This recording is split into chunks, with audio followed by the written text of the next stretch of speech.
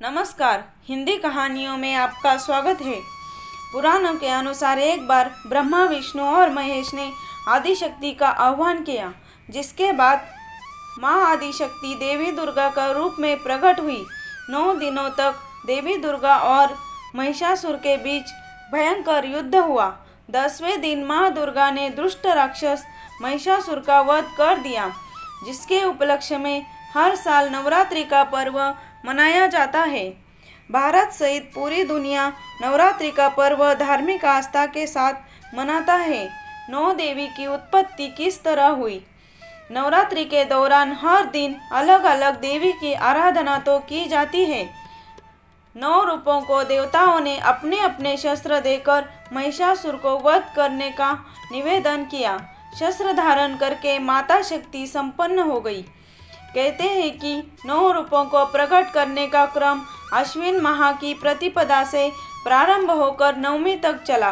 इसलिए इन 9 दिनों को अश्विन नवरात्रि के रूप में मनाया जाता है। पहली देवी शैलपुत्री की पावन कथा। नवरात्र पूजन में प्रथम दिवस माता शैलपुत्री की पूजा और उपासना की जाती है। इनका वाहन वृषभ है। इस देवी ने दाएं हाथ में त्रिशूल धारण कर रखा है और बाएं हाथ में कमल सुशोभित है। यही सती के नाम से भी जानी जाती है। इन्हीं की पूजा और उपासना की जाती है। नवरात्रि में दुर्गा पूजा के अवसर पर दुर्गा देवी के 9 रूपों की पूजा उपासना बहुत ही विधि विधान से की जाती है। इन रूपों के पीछे तात्विक अवधारणाओं का परिज्ञान धार्मिक, सांस्कृतिक और सामाजिक विकास के लिए आवश्यक है। आइए जानते हैं माँ शैलपुत्री के बारे में। माँ दुर्गा को सर्वप्रथम शैलपुत्री के रूप में पूजा जाता है।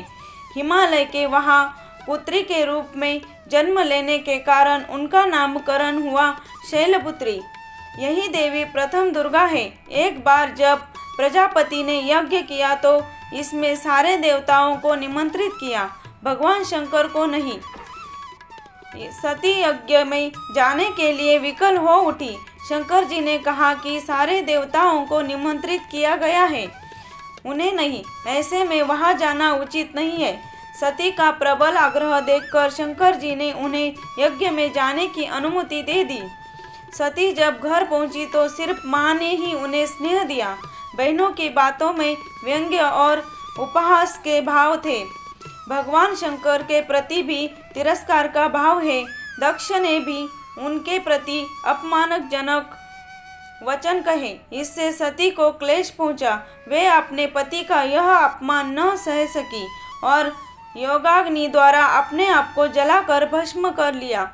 इस दारुण दुख से व्यथित होकर शंकर भगवान ने उस यज्ञ का विध्वंस करा दिया।